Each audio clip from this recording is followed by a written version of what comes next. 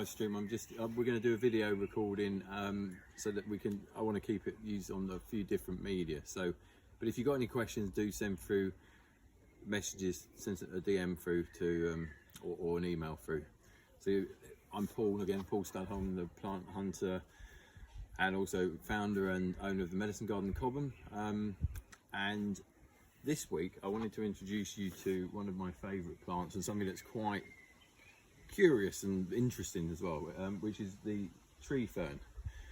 You're probably all relatively familiar with this, but I'm just going to give all of you a little bit of background.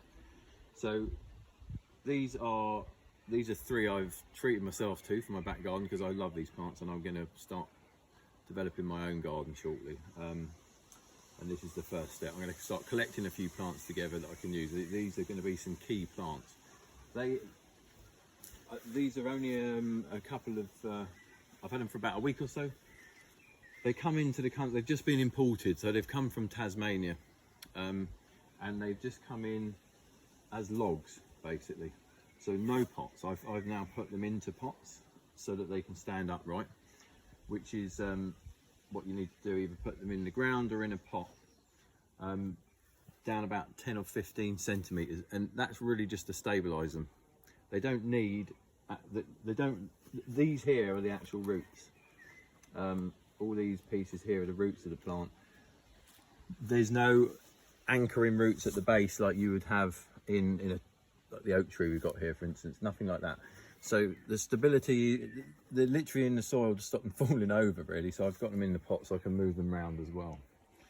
Here we can see where the old the fern leaves have died off, and as they die off, they create this fantastic mossy trunk, which gradually grows. But these only grow about 3 centimeters a year. So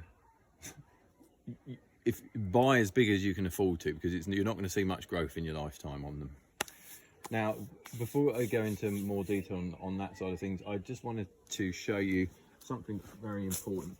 These are harvested from Tasmania. It's really important that when you buy them, you've got the certificate on them that shows that they've been harvested responsibly. So this is one here, the Tasmanian tree fern. That shows there's a tag. It should always have one of these on it, otherwise you don't know where the origin of it is, and I wouldn't recommend buying it. So make sure you know it's been monitored by the Australian government and Tasmanian government to make sure it's been responsibly sourced. They're generally byproduct of land that is being cleared for arable use, which is obviously not great anyway in itself, but at least if they're going to cut these down, they're controlled, they can export them, we can get to enjoy them in our gardens. They're not getting cut down just to put in your garden, basically, because that would not be appropriate at all. So they've come from Tasmania and different parts of Australia originally. These plants are, they were still around. There's fossils from these from the Jurassic period. So we're talking millions of years old, in fact hundreds of millions of years old. The first fossils from tree ferns were found. So amazing history. Probably the oldest plants you're going to get in your garden. This one here, I'm guessing is probably about 50, 60 years old. That one's probably getting on for 100 years old, 80 years old. So what I've done is they like a shady position. I've put them under these oaks here, but they do like some sun, so this spot gets a bit of sun as well, and it's temporary anyway till I move them somewhere permanent. The key thing with tree ferns is to keep the actual trunks moist. They like a humid condition. They come from humid jungles, and they don't want to dry out. That's what makes them grow, basically. So I've actually hooked up some irrigation. You can see I've gone straight in the tops with mine. That's where you water it. You don't water the base, it's pointless. This is what needs to be wet. Ideally, it needs sprinkling, keeping moist about 3 times a day. Now, when I got these, they had nothing. They all look like this one here. You can have a look at the top. Inside of there, you can't see, but I can just about feel the thongs there coming through. You can feel them, the tops of them. They were all like this. The smaller ones grow quicker, they establish quicker. So you can see they've all started coming out, and they are these amazing, like little furry bears of leaves. Incredible things. Great fun to watch coming out.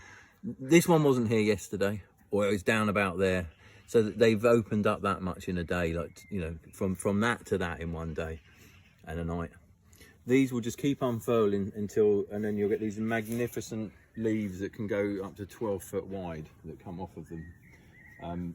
At which point I'll have to separate them all a bit. So you can see this one's also just coming up.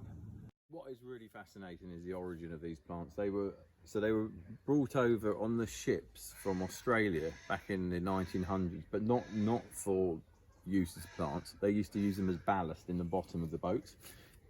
And so they'd load them up and then bring them into the docks.